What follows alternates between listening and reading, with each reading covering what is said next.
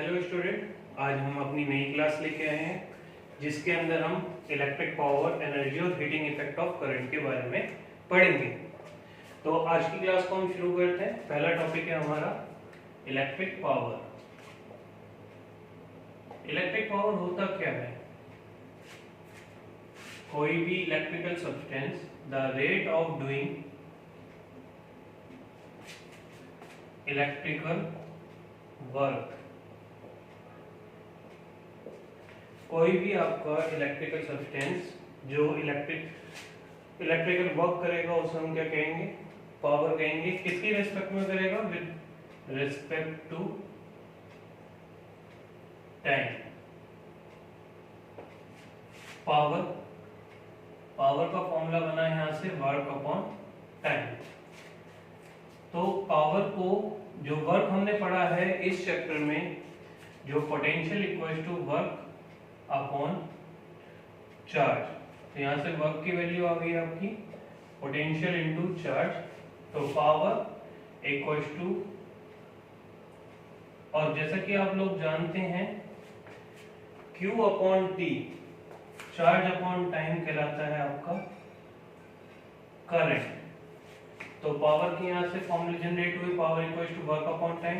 Electrical work किसकी respect में? Time की, या फिर power equals to potential into current. अगर यहां हम ओम्स लॉ लगाते हैं अकॉर्डिंग टू ओम्स लॉ और I की वैल्यू रखते हैं V अपॉन R, तो हमारा पावर का एक और फॉर्मूला जनरेट हो जाता है जिसे हम कहेंगे V स्क्वायर अपॉन R। अगर आपको इससे V इक्वल्स टू IR रखेंगे तो यहां से पावर का फॉर्मूला जनरेट हो जाएगा आपका I स्क्वायर R। तो हमारे पावर के फॉर्मूले जनरेट हुए फर्स्ट, पावर का second V square upon R, power का formula third V into I, और फोर्थ वर्क अपॉन टाइम। तो ये हमारे चार फॉर्मूले जनरेट हुए। यहां से हमारे चार फॉर्मूले जनरेट होते हैं पावर के। अब हम बात करते हैं SI यूनिट की। अगर हम SI यूनिट यहां से देखते हैं तो आपके क्वेश्चंस में तो जो न्यूमेरिकल है उसमें जूल पर सेकंड भी दे सकता है, और जैसे कि हम जानते हैं पावर की जो यूनिट होती है वो क्या होती है? वाट होती है। तो यहाँ पर हमारा पावर का अभी तक SI यूनिट और उसके फॉर्मूले ही हुए हैं। इसकी दूसरी डेफिनेशन भी दे सकते हैं। Power is defined as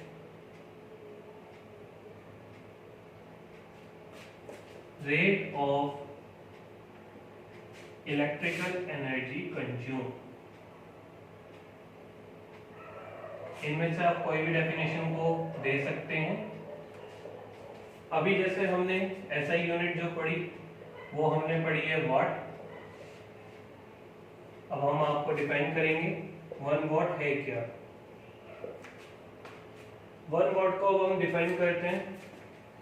1 watt is defined as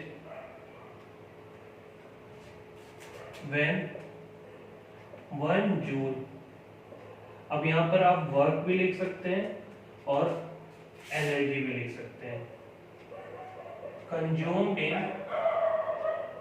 या अगर आप एनर्जी लिखेंगे तो कंज्यूम, वर्क लिखेंगे तो डूइंग, इन 1 सेकेंड। जब भी आपका कोई भी इलेक्ट्रिकल अप्लायंसेस 1 जूल वर्क करेगा 1 सेकेंड टाइम में, या 1 जूल एनर्जी को कंज्यूम करेगा 1 सेकेंड में। अब हम जैसे बात करते हैं इसकी अदर्स यूनिट्स की। अदर्स यूनिट्स में जैसे आ जाता है 1 किलोवाट। 1 किलो का मतलब है 1000, आप इसे लिख सकते हैं 1000 वाट, या कई बार आपको बताया जाता होगा 1 मेगावाट, तो 1 मेगावाट को आप लिख सकते हैं 10 की पावर 6 वाट। तो ये आपकी अदर यूनिट्स हैं। इतनी यूनिट्स ही आपकी काम आने वाली है, तो आप इतनी ही यूनिट्स के बारे में पढ़ सकते हैं जो आपकी एनसीईआरटी में 10th क्लास तक है। अब हम बात करेंगे दो फॉर्मूलों की, power equals to V square upon R और power equals to V into I। तो जैसे आप फॉर्मूला देख रहे हैं तो पावर जो है इसमें भी, इसमें और इसमें दोनों की ही बात करूंगा, डायरेक्टली प्रोपोर्शनल है पोटेंशियल के, बट यहाँ पर पोटेंशियल के स्क्वायर के है और यहाँ पोटेंशियल के। अब ध्यान रखना कहाँ पर, जब अगर रेजिस्टेंस आएगा फॉर्मूले में तो स्क्वायर के डायरेक्टली प्रोपोर्शनल होगी, अगर करंट आएगा तो खाली पोटेंशियल की होगी। पावर जो है वो इनवर्सली प्रोपोर्शनल है रेजिस्टेंस के। इसका मतलब ये हुआ अगर रेजिस्टेंस बड़ा होगी तो आपकी पावर कम होगी, और अगर रेजिस्टेंस कम करोगे तो आपकी पावर ज्यादा होगी। और पावर जो है वो डायरेक्टली प्रोपोर्शनल है करंट। अगर आप करंट बढ़ाते हैं तो पावर आपकी बढ़ती है। अब जैसे हम बात करते हैं अप्लायंसेस की, जो आपकी रीडिंग लिखी आती है, रीडिंग ऑन अप्लायंसेस, इनका मतलब क्या है। मान लीजिए आपका बल्ब, यहाँ पे मैं लिख लेता हूँ पावर, इसकी पावर 100 वोल्ट है, वाट है। पोटेंशियल जो इसे मिल रहा है, V जो इसे मिल रहा है वो 220 वोल्ट मिल रहा है। तो यहाँ पर आपका कितना करंट ड्रॉ होगा, तो आप यहाँ पर फॉर्मूला लगा देंगे P/V। तो यहाँ पर जब आप फॉर्मूला लगाएंगे तो 100/220, तो आपका जो करंट ड्रॉ होगा वो होगा 5/11 एम्पियर। इसी तरीके से हम मान लेते हैं आपका हीटर 1500 वाट, पोटेंशियल वो है 220, तो यहाँ पर आपका करंट कितना होगा 1500/220। तो इसके अंदर आपका करंट फ्लो होगा 75/11 एम्पियर। इसी तरीके से आप डिफरेंट डिफरेंट अप्लायंसेस में आप अलग अलग वैल्यू निकाल सकते हैं पावर की। अब हम इन्हीं फॉर्मूलों पे दो क्वेश्चंस लेके आए हैं। पहले वाला क्वेश्चंस बता देते हैं, what will be the current drawn by an electric bulb. Power है इसकी 60 watt, when it is connected with source 220 volt. सबसे पहले हम देखेंगे हमें क्या मिला है, पावर मिला है और पोटेंशियल मिला है। हमें फाइंड करना है करंट। तो हम वहां से फॉर्मूले कहेंगे जो हमने 4 फॉर्मूले दिए थे, P = V × I। अब यहाँ से I निकालना है तो P/V। पावर है आपका 60, 220, इसे कैंसिल करेंगे, 3/ आपका जो करंट आया वो आया 3/11 एम्पियर। दूसरा क्वेश्चन है, आपका इलेक्ट्रिक बल्ब है जिसकी पावर आपको 100 वाट दे रखी है, कनेक्ट करा हुआ है 220 वोल्ट सोर्स के साथ। इस बार आपको रेजिस्टेंस निकालना है। सबसे पहले आप नॉर्मल सी चीजें लिखिए, पावर दे रखी है 100 वाट, पोटेंशियल दे रखा है 220 वोल्ट और आपको रेजिस्टेंस निकालना है। तो पावर का फॉर्मूला होता है V²/R। जब आपको ये दो तीसरी चीज आपको निकालनी है तो रेजिस्टेंस = V²/पावर। तो अब आप फॉर्मूला वैल्यू रखेंगे 220 × 220 100 10 और 22 × 22 होता है 484 ओम इसका रेजिस्टेंस निकल के आया है। अब हम बात करेंगे इलेक्ट्रिकल एनर्जी की। सबसे पहले हम इलेक्ट्रिकल एनर्जी का फॉर्मूला लिखते हैं जो कि हमें पावर से ही मिला था, पावर = E/T। तो इलेक्ट्रिकल एनर्जी बन गया पावर × टाइम। तो यहाँ पर जो डेफिनेशन है इसकी वो बनेगी electrical energy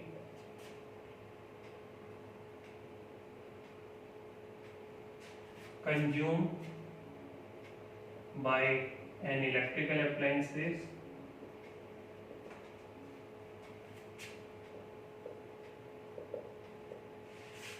is the product of power rating। ये पावर रेटिंग जो है वो गिवन हो गया आपको इलेक्ट्रिकल अप्लायंसेस पे।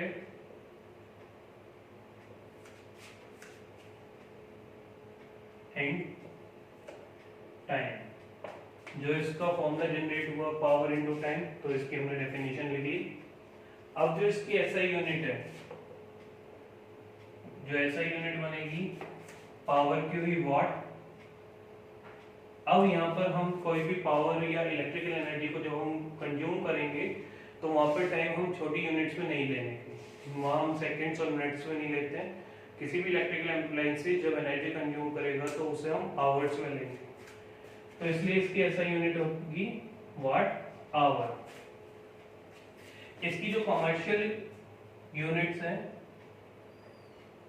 कमर्शियल यूनिट्स, इसका इस्तेमाल कौन होता है? जो आपके बिजली के बिल आते हैं, इलेक्ट्रिकल बिल आते हैं, तो उनकी जो रीडिंग ली जाती है वो किलोवाट आवर में ली जाती है।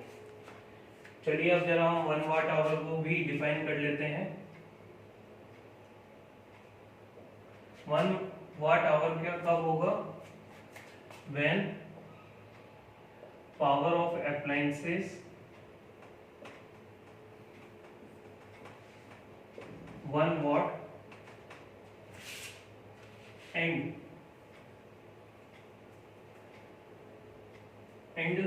consuming energy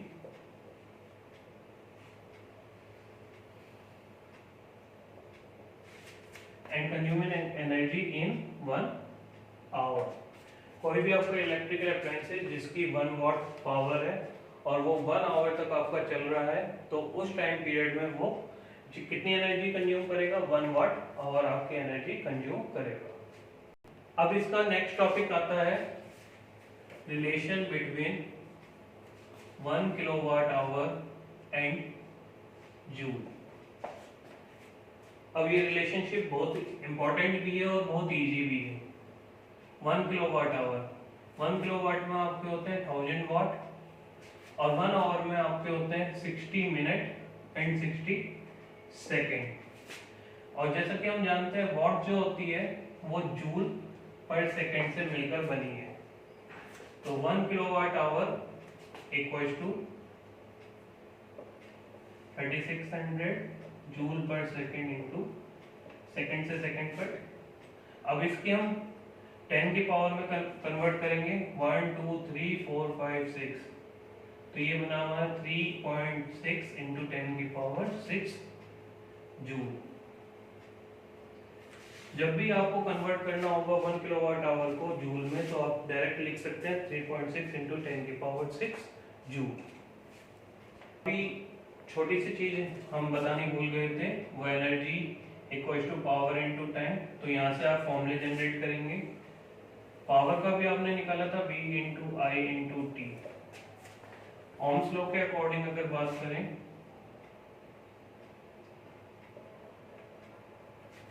V equals to I R, ये first formula, second formula, third formula है आपका आई स्क्वायर आर टी, और जो फोर्थ फॉर्मूला होगा उसमें आप ओम्स लॉ के अकॉर्डिंग ही V अपॉन आर रखेंगे, तो फोर्थ फॉर्मूला आएगा आपका V स्क्वायर आर टी। अब हम ऊपर वाले क्वेश्चन की बात करते हैं। आपको पावर दे रखी है रेफ्रिजरेटर की 350 वॉट, टाइम दे रखा है 10 आवर्स, 30 डेज का आपको बिल निकालना है, कॉस्ट निकालनी है एनर्जी की 30 डेज के लिए, और एक यूनिट की कॉस्ट है 4 किलोवाट, 4 रुपीज पर किलोवाट। तो सबसे पहले हम लिखेंगे पावर दे रखी है हमें, टाइम दे रखा है, तो एनर्जी का हो गया P इंटू टी, यह आया आपका 1 डे के लिए energy for 1 day, 350 watt into 10 hour, 3500 watt hour. 30 days के लिए हो जाएगा, ये रुक जाओ, 30 डेज के लिए हो जाएगा 3500 इंटू 30, ये हो गया 35123 watt hour, sorry 105123 watt hour. अब इसे हम कन्वर्ट करेंगे, कन्वर्ट इनटू किलोवाट आवर, तो जो आपकी एनर्जी हो जाएगी 105, इसे हम 1000 से डिवाइड करेंगे, तो अब ये आपकी एनर्जी आ गई तो cost of 1 unit equal to 4 rupees, और आपकी 105 यूनिट की कितनी होगी, 105 इंटू 4, तो ये आया आपका 420 रुपीज। तो ये आप लोगों को अच्छे तरीके से आना चाहिए कि फॉर्मूले सबसे पहले आपको 1 डे की निकालनी है, फिर 30 डे, फिर जो वाट आवर है उसे किलोवाट आवर, एंड देन उसकी कॉस्ट के साथ मल्टीप्लाई हम कर देंगे। तो इस तरीके से ये आपका क्वेश्चन हो गया है 100। अब हम लास्ट टॉपिक पे आ गए हैं इस चैप्टर के, फर्स्ट चैप्टर के, उसका नाम है heating effect of current. Heating effect क्या है, जब आप व्हेन एन इलेक्ट्रिक करंट, जब आप किसी भी करंट को पास कराएंगे हाई रेजिस्टेंस वायर, जैसे कि आपका नाइक्रोम हो गया या एलोए हो गए, then the wire becomes hot and generate heat energy, और वो जनरेट करेगा आपका हीट एनर्जी। अब ये हीट एनर्जी किसकी वजह से हुई, आपके हाई रेजिस्टेंस वायर की वजह से, जैसे आपका नाइक्रोम है और भी एलोए भी है, टंगस्टन हो गया, ठीक है, इनका मेल्टिंग पॉइंट हाई होते हैं। अब दूसरी चीज जो समझने वाली है इसमें, resistance role same like friction in mechanics. जब हम बात करते हैं फ्रिक्शन की मैकेनिक्स के अंदर, तो जो काम उसका है वही काम रेजिस्टेंस का है इलेक्ट्रिसिटी के अंदर। तो अब जब हम इसकी बात कर रहे हैं हीटिंग इफेक्ट ऑफ करंट की, तो इसके अंदर जो भी आपके हीटिंग अप्लायंसेस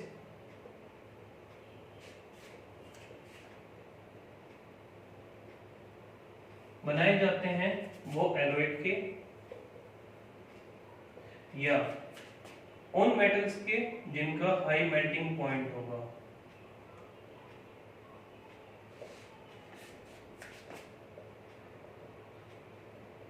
मेटल्स और alloy. Second, high resistance property होनी चाहिए। थर्ड, जल्दी से डू नॉट इजीली ऑक्सीडाइज, और जो जल्दी से ऑक्सीडाइज ना हो वो उन अप्लायंसेस के आपके उन मेटल्स या एलोए के बनाए जाएंगे आपके हीटिंग अप्लायंसेस। जैसे आपका रूम हीटर में नाइक्रोम होता है, नाइक्रोम का एलिमेंट होता है, नाइक्रोम के एलिमेंट की ये सारी प्रॉपर्टी को वो फॉलो करता है। उसका हाई मेल्टिंग पॉइंट है, हाई रेजिस्टेंस है, और वो आसानी से मेल्ट नहीं होगा या आसानी से ऑक्सीडाइज नहीं होगा। इसी तरीके से आपका बल्ब का फिलामेंट टंगस्टन, वो भी सेम इसी प्रॉपर्टी पे, उसका 3380 डिग्री सेल्सियस मेल्टिंग पॉइंट है, तो उसका बहुत ज्यादा हाई मेल्टिंग पॉइंट होता है, हाई रेजिस्टेंस होता है, और वो आसानी से ऑक्सीडाइज या मेल्ट नहीं होता है। तो जैसे आप इसमें और भी अप्लायंसेस ले सकते हैं, हीटिंग जो आपका प्रेस है उसका जो हीटिंग फिलामेंट होता है उसको भी इसमें ले सकते हैं। अब हम बात करते हैं joules law of heating, last topic की। अब जो ये जूल साइंटिस्ट थे उन्होंने क्या, जो हीट एनर्जी जनरेट हो रही है किसी वायर में, तो उसे इन्होंने बताया। इन्होंने देखा according to Joule's the heat energy या the heat generated in wire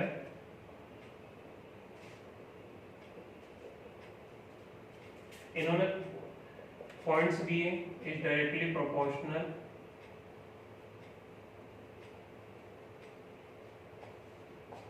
number 1 proportional होंगे directly proportional to current, directly proportional to square of current. तो हम इसे ब्रैकेट में लिख लिया आई स्क्वायर डायरेक्टली प्रोपोर्शनल हुए टू रेजिस्टेंस, जिसे हमने आर लिया, और थर्ड डायरेक्टली प्रोपोर्शनल हुए टाइम के, जिसे हमने टी लिया। जो हमारा इन तीनों को हमने एक साथ कंबाइन करके लिखा आई स्क्वायर आर टी। तो यहाँ पर जैसे हम प्रोपोर्शनलिटी का साइन हटाया, के आया, के जो है प्रोपोर्शनलिटी कांस्टेंट है और जिसकी वैल्यू को हम 1 के इक्वल मान लेते हैं। तो हीट एनर्जी जो है वाई स्क्वायर आर टी है। और अब हम मानते हैं अकॉर्डिंग टू ओम्स लॉ, इसके और फॉर्मूले जनरेट कर लेते हैं। I equal to V upon R. तो हमारा जो हीट एनर्जी का फॉर्मूला है वो है V square upon R T, या हम ले लेते हैं V R equal to V upon I. तो हमारा जो हीट एनर्जी का फॉर्मूला आएगा वी आई टी वी आएगा। तो ये हमारे तीन फॉर्मूले जनरेट हुए, नंबर 1, नंबर 2 और ये रहा हमारा नंबर 3। तो ये तीनों फॉर्मूले हमने लिख लिए हैं। अब हम क्वेश्चन लेते हैं। अब इस क्वेश्चन में आपको देखिएगा पोटेंशियल दे रखा है 250 वोल्ट, लिख लिया। आपको रेजिस्टेंस दे रखा है R 500 ओम, और इसके सेकंड पार्ट में यहाँ टाइम दे रखा है 10 सेकेंड। अब आपको इसमें फाइंड करना है करंट और आपको फाइंड करनी है हीट एनर्जी। तो सबसे पहले ओम्स लॉ के अकॉर्डिंग हम करंट फाइंड करेंगे। First part I equal to V upon R, I equal to 250 upon 500।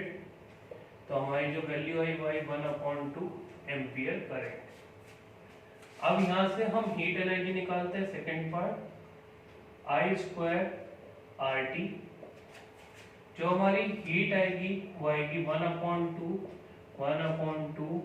500 into 10 से 2 गया 5, यहाँ आया 250। तो हमारी हीट एनर्जी आई 1250 जूल। तो यहाँ पर हमने, तो हमारी यहाँ हीट एनर्जी भी निकल गई, यहाँ पर हमारा करंट भी निकल गया। इसी तरीके से अब हमारा सेकेंड क्वेश्चन है, जो आपकी करंट की वैल्यू है, मान लीजिए पहले करंट की वैल्यू आई थी, जो नई हमने निकाली वो आई डैश, वो I/2 है। आर डैश जो है वो भी आर है और वो टी टाइम में फ्लो कर रहा है। जो टाइम है वो भी फिक्स है आपका टी। अब आपको new heat energy H dash find करनी है। तो सबसे पहले H dash equal to I dash का स्क्वायर आर डैश टी। तो यहाँ पर हम वैल्यू रखेंगे I/2 R इंटू टी। तो यहाँ पर जो आपकी नई एनर्जी आई वो I H dash 1/4 I square R T. तो इसका मतलब क्या हुआ, जो आपकी नई एनर्जी आई है वो 1/4 टाइम्स है आपकी पुरानी एनर्जी की। तो ये क्वेश्चंस आ सकते हैं 1 मार्क्स क्वेश्चन में, बड़ा इजी था। यहाँ पर हमें आप क्वेश्चन पढ़ना है। करंट जो है अगर उसकी वैल्यू को हम हाफ कर देते हैं, रजिस्टर फिक्स है और टाइम फिक्स है, टाइम आपको रजिस्टर या रेजिस्टेंस आपका चेंज नहीं करा है, तो आपकी हीट एनर्जी कितनी होगी, वो 1/4 होगी पुरानी एनर्जी की। तो ये चैप्टर इलेक्ट्रिसिटी आपका यहाँ पर खत्म होता है। आप हमारे साथ बने रहिए और हमारे चैनल को सब्सक्राइब और लाइक करना ना भूलें। Thank you.